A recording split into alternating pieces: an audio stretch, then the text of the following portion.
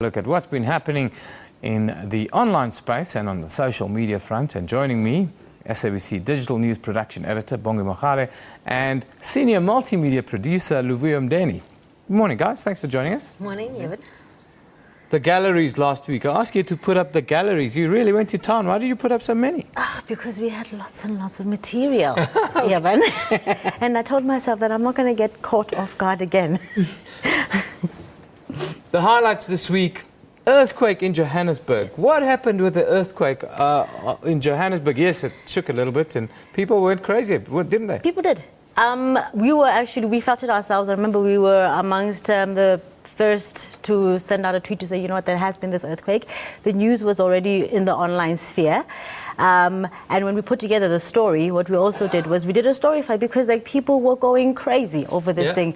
Earlier on in the week, obviously, it was trending because I don't think earthquakes are such a new thing to Johannesburg because of the mines underground, but that it was just so widespread. I mean, we had people saying that they had felt it from places as far as Lindasia, Fairlands, Sandton, I think Rudderport, somebody said that they also felt it there, you know, and there was one particular, people now when they start with a sense of humor thing, because it becomes a joke after a while. We had a picture there of I love it. We will rebuild. We will rebuild because I mean it was just a magnitude 4. It shook things a little bit, but nothing broke. There was no damage, but it was still newsworthy. That's fantastic. That's typical South African humor for you. But I wanted to ask you, Luvuyo, you know, we've got a serious matter of real.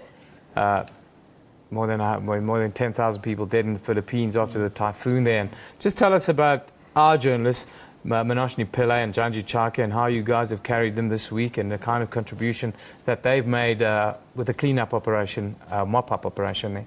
Okay. Now, obviously, Njanji has been sending a lot of content to us in terms of contributing on the social media front. He's been tweeting for us using the SABC hashtag very, very actively.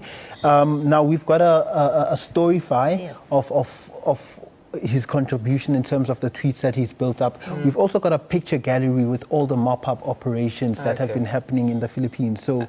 And all of that's still available on the website right now. So if you want to see what we've been doing in the Philippines, our journalists are still on the spot there, Janji Chake and Manoshni Pillay. They're giving us daily reports, and you can also get all the stuff online on SABC.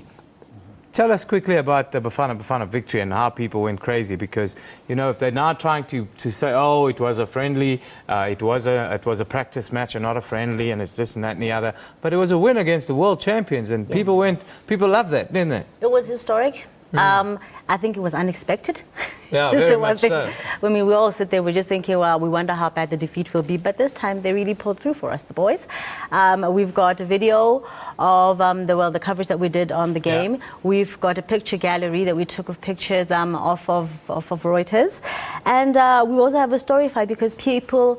You know, soccer speaks to them, sports speaks to people. And people are very, very excited. Lots of congratulations. You know, there's a guy who said that he's going to frame his ticket because he just can't believe that he was there present at such a historic match. Incidentally, when we put up the post about Bafana having won, we reached 60,000 people who saw that post. So it was quite popular on our site. You know, it really, really went well. I think that the coverage was quite comprehensive.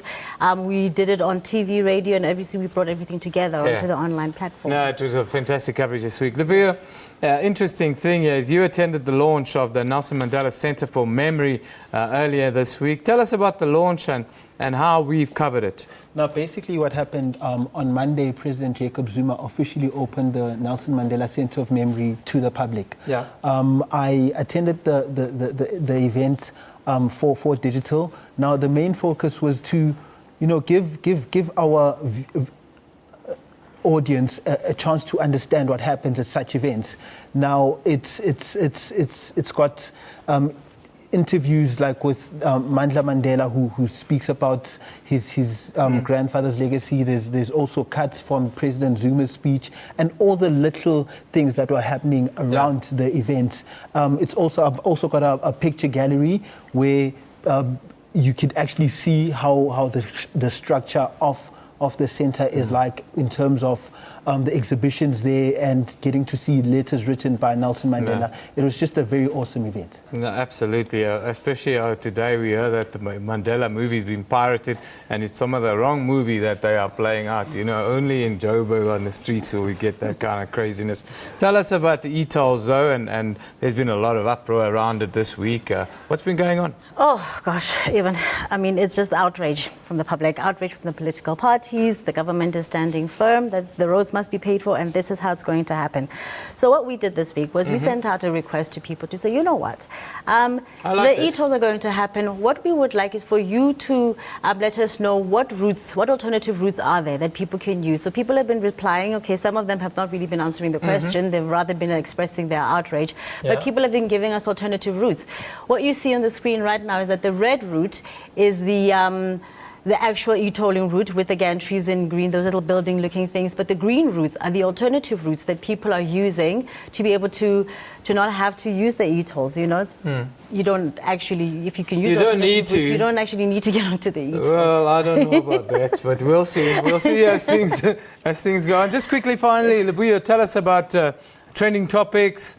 I'm sure you know a lot of the people. We're talking about things like M&M's coming to South Africa. I think that was one of the big points of the week. Yeah? That was one of the major points of the week. In fact, ticket sales yesterday on Twitter, we saw M&M for about 3-4 hours trending on Twitter.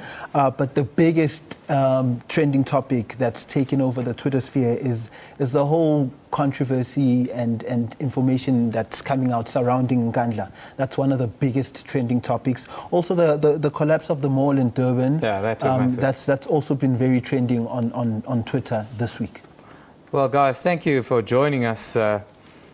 I will get tickets for Marshall Mathers when he comes to South Africa next year. Thank you very much. Yeah, no, I'm not that old, Bongi. I might look like I don't know what's going on and I'm past my prime, but I know what's going on in the world of music still. Thanks, guys. Bongi Mogale and Luvuyo Mdeni joining us this morning and telling us the highlights of this week. On Twitter, of course, there you have the Twitter page, SABC News Online. That's where you can interact with all SABC platforms. Of course, we've got a digital platform also on YouTube where you can catch everything if you've missed it. It's SABC Digital News. You can get everything on there as well. Moving on to sports.